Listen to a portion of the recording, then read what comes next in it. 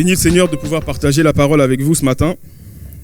Et tout au long de cette semaine, le Seigneur m'a parlé et chaque jour, il y avait un clin d'œil qui rappelait le thème du message d'aujourd'hui. Matthieu chapitre 3, je vais lire un texte que l'on connaît tous. En ce temps-là, parut Jean-Baptiste prêchant dans le désert de Judée. Il disait « Repentez-vous, car le royaume des cieux est proche ». Jean est celui qui avait été annoncé par Isaïe le prophète lorsqu'il dit « C'est ici la voix de celui qui crie dans le désert, préparez le chemin du Seigneur, aplanissez ses sentiers. » Jean avait un vêtement de poil de chameau et une ceinture de cuir autour des reins. Il se nourrissait de sauterelles et de miel sauvage. Les habitants de Jérusalem, de toute la Judée et de tout le pays des environs du Jourdain se rendaient auprès de lui. Et confessant leurs péchés, ils se faisaient baptiser par lui dans le fleuve du Jourdain. Mais voyant venir à son baptême beaucoup de pharisiens et de sadducéens, il leur dit « Race de vipères, qui vous a appris à fuir la colère à venir? Produisez donc du fruit digne de la repentance et ne prétendez pas dire en vous-même « Nous avons Abraham pour père », car je vous déclare que de ces pierres-ci, Dieu peut susciter des enfants à Abraham. Déjà, la cognée est mise à la racine des arbres. Tout arbre donc qui ne produit pas de bons fruits sera coupé et jeté au feu. Moi, je vous baptise d'eau pour vous amener à la repentance, mais celui qui vient après moi est plus puissant que moi, et je ne suis pas digne de porter ses souliers. Lui, il vous baptisera du Saint-Esprit et de feu. Il a son vanne à la main, il nettoiera son aire et il amassera son blé dans le grenier, mais il brûlera la paille dans un feu qui ne s'éteint point. Alors Jésus vint de la Galilée au Jourdain vers Jean, pour être baptisé par lui. Mais Jean s'y opposait, en disant « C'est moi qui ai besoin d'être baptisé par toi, et toi tu viens à moi ?» Jésus lui répondit « Laisse faire maintenant, car il est convenable que nous accomplissions ainsi tout ce qui est juste. » Et Jean ne lui résista plus. Dès que Jésus eut été baptisé, il sortit de l'eau. Et voici, les cieux s'ouvrirent, et il vit l'Esprit de Dieu descendre comme une colombe et venir sur lui.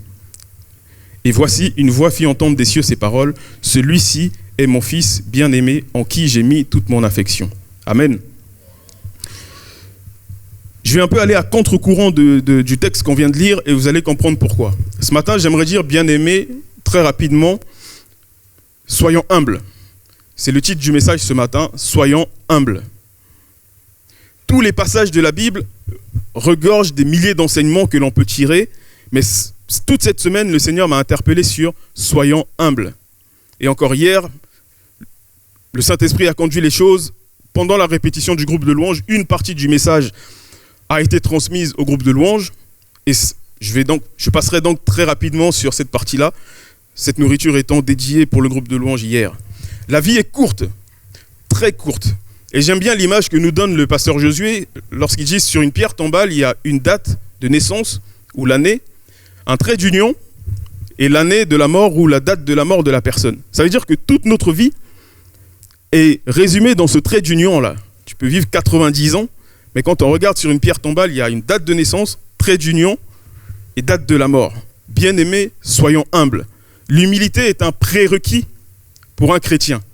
C'est-à-dire que tu ne peux pas dire que tu es chrétien et dire « je vais traiter le sujet de l'humilité plus tard ». Ça a un non-sens. L'humilité est avant tout une attitude de cœur qui conduit à une matérialisation extérieure. Car oui, je peux être orgueilleux à l'intérieur de moi et vous tenir une attitude de quelqu'un qui est humble. Nous sommes des millions sur la terre et nos vies résumées par ce trait d'union. Nous avons de grandes ambitions, nous avons de grands rêves. Et ne me dites pas, moi j'ai pas de rêve, moi j'ai pas d'ambition.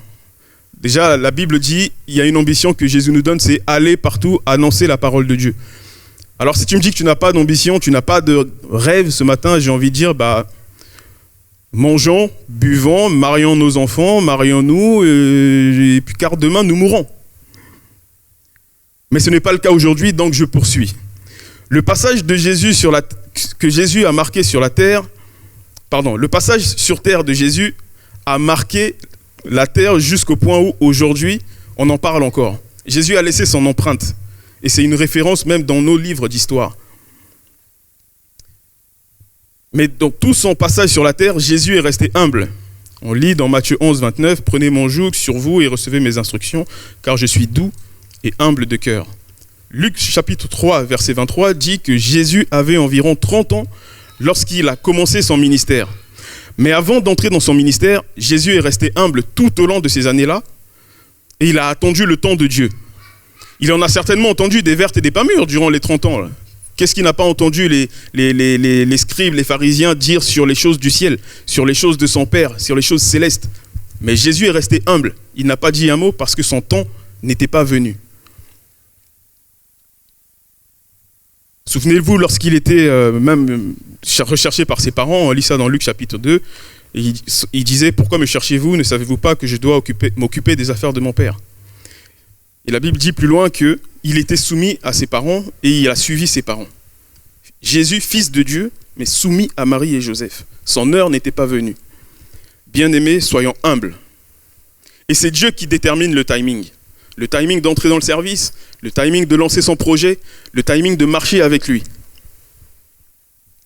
Et dans le timing de Jésus, au bout de 30 ans, il a attendu avant que Dieu lui dise « c'est maintenant que tu dois œuvrer ». Le temps pour Jésus de manifester sa puissance n'avait pas été décidé par le Père. Mais une fois qu'il a capté l'appel de Dieu, il a capté le timing. C'est la même chose pour nous. On doit capter l'appel de Dieu et on doit capter le timing. C'est Dieu qui le donne. Frères et sœurs, il y a des choses que l'on peut faire pour toi, mais pas tout. Il y a des choses que l'on peut t'enseigner, mais pas tout. Mais on n'écoutera pas toujours Dieu pour toi. Il y a un temps où tu sentiras que tu dois te retirer et être en tête à tête avec ton Dieu. Face à face avec ton Dieu. On a entendu des mariages qui arrivent, il y a eu des mariages, il y en a d'autres qui arrivent. C'est le temps où tu quittes papa et maman pour pouvoir te construire. Et je témoignais à une sœur dans la semaine, je disais, mais tu sais, tu me vois parler au micro, vous me voyez là, chanter, guitare et tout, mais je suis un grand timide. Ça, vous allez peut-être en douter, mais je suis un grand timide. Et je sais que mes frères et sœurs dans ma famille, quand ils me voient, ils me disent, mais attends, mais ce gars-là, il parle pas, dans la famille, il fait pas de commentaires et tout, mais il est là debout devant des gens et il prend le micro et il parle. Je suis un grand timide. Mais j'ai laissé Dieu travailler pour moi, j'ai laissé Dieu travailler et me faire entrer dans le ministère. Et c'est lorsque j'ai décidé de quitter papa et maman que j'ai dû me construire, parce qu'il a fallu que je parle, parce qu'il a fallu que j'aille à la préfecture demander les papiers, il fallait que j'aille à la préfecture mon permis de conduire, il fallait que j'aille chercher du boulot, il fallait que je passe des entretiens.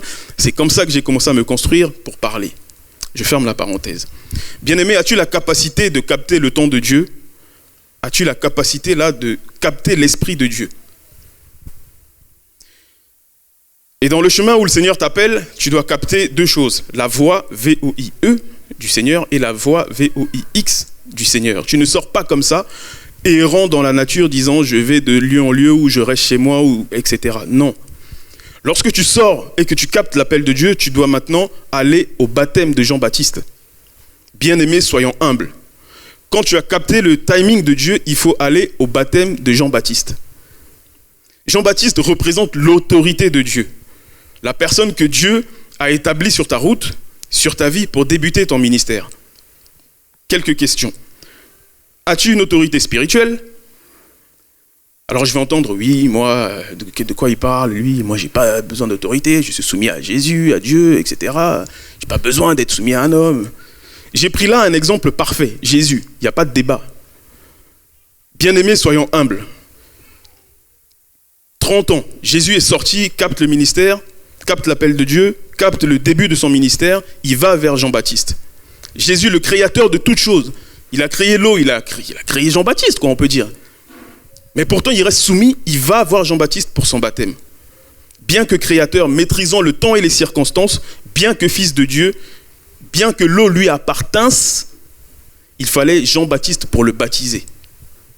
Moi, je bénis Dieu en intimité et devant vous, belle lumière en public, pour le Jean-Baptiste que Dieu a mis sur mon chemin, en l'occurrence le pasteur Josué.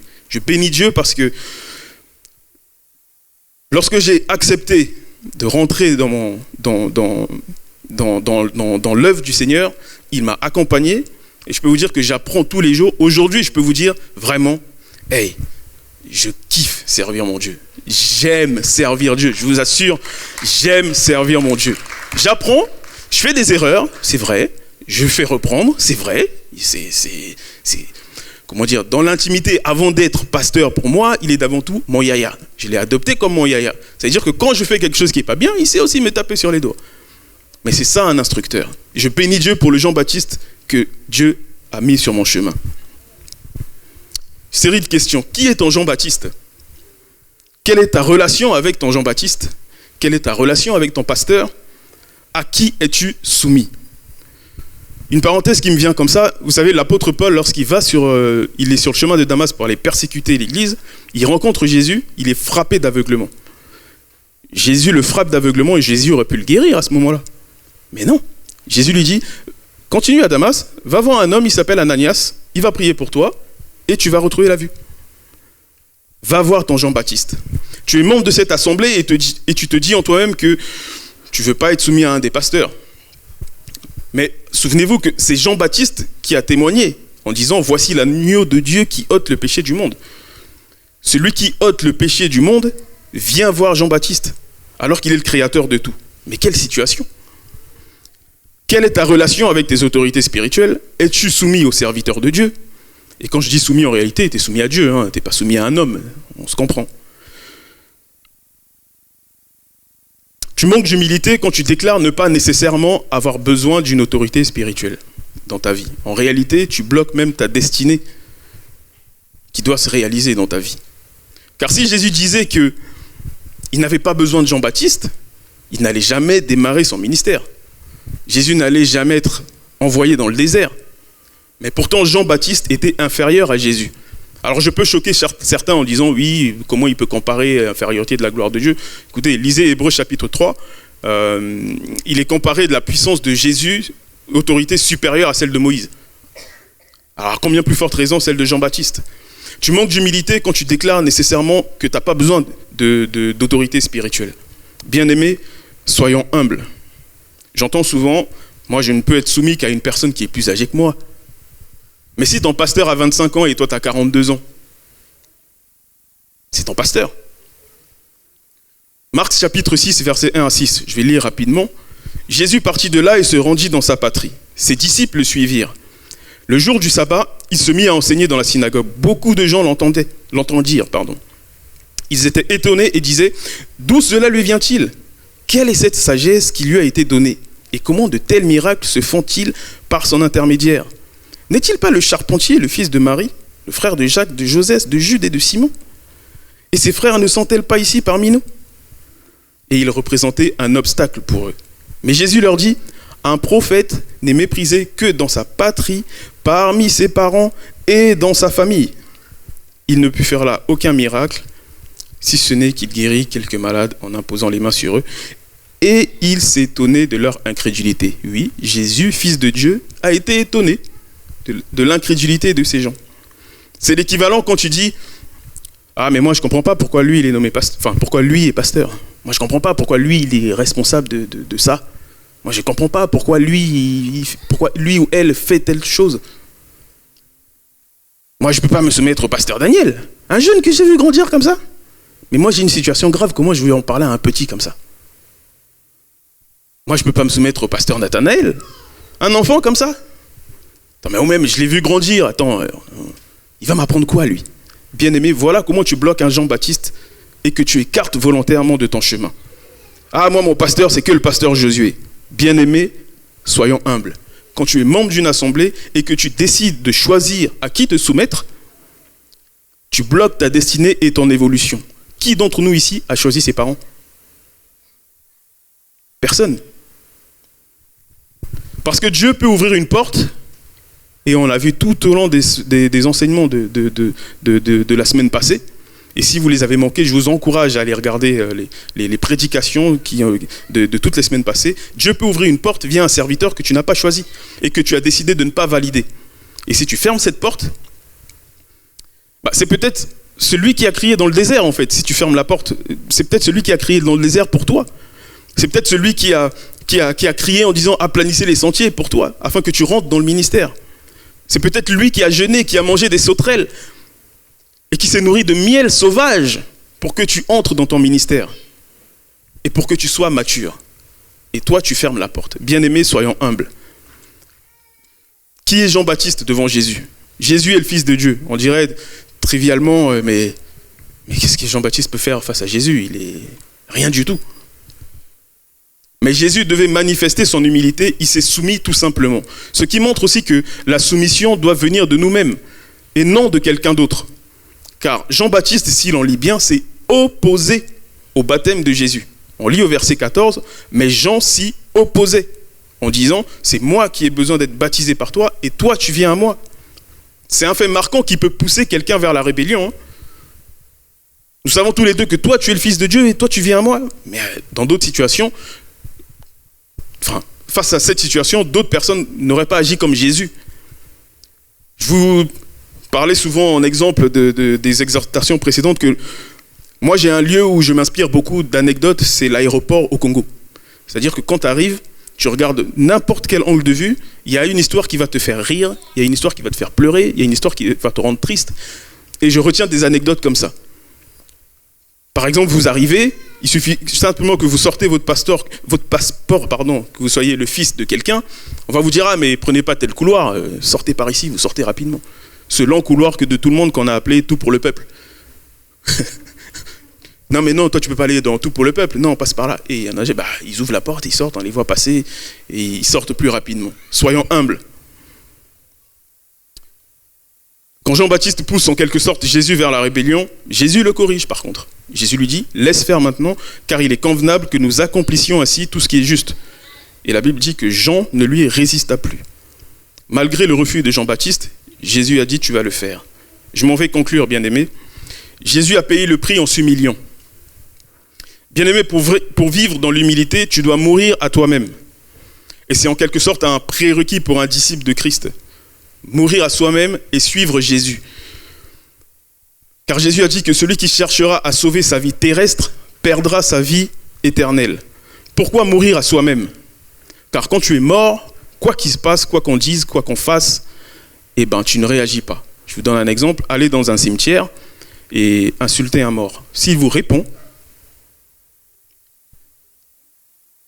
ok, il y a un problème, vous avez compris. Et c'est ça en fait, c'est comme ça que l'on doit être. On te critique, on t'insulte, on dit du mal de toi, on te calomnie, on te jalouse, etc.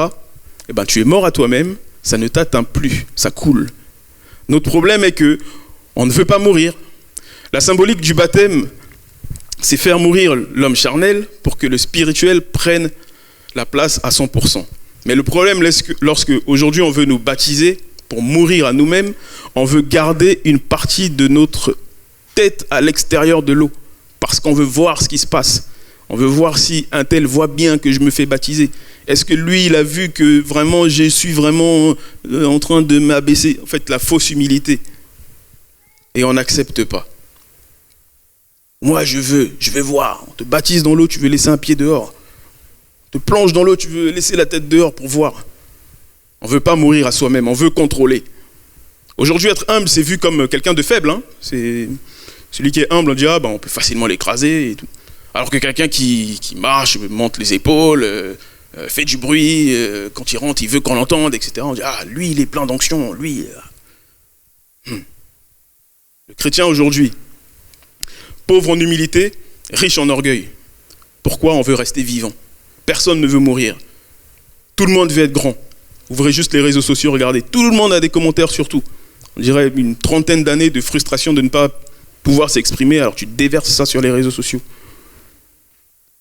Lorsque Jésus a accepté d'être plongé dans l'eau, c'est là que le ciel s'est ouvert. Et c'est là que la voix a parlé et a témoigné de Jésus. Bien-aimé, personne ne peut fermer la bouche de Dieu. Voilà pourquoi ne cherchez plus à impressionner les gens. Dieu va témoigner pour vous. Quand tu vas plonger dans l'eau, plonge profond, va et ne laisse pas un membre à l'extérieur pour vérifier ce qui se passe. Je répète encore, bien-aimé, personne ne peut fermer la bouche de Dieu. Ne cherchez plus à influencer les gens. Dieu va témoigner pour vous. Quand tu vas plonger dans l'eau pour mourir à toi-même, va profond dans l'eau et ne laisse pas un membre dehors pour vérifier quelque chose. Je répète une dernière fois, personne ne peut fermer la bouche de Dieu. Ne cherche plus à répondre aux critiques. Dieu va témoigner pour toi. Amen. Pourquoi Dieu va témoigner pour toi? Parce que quand tu sors de ton baptême, tu iras directement dans les combats, tu vas vivre des choses que tu n'as jamais vécues, tu vas vivre des situations que tu n'as jamais vécues, tu vas vivre des attaques que tu n'as jamais eues, des tentations que tu n'as jamais connues, et même au sein de ta famille.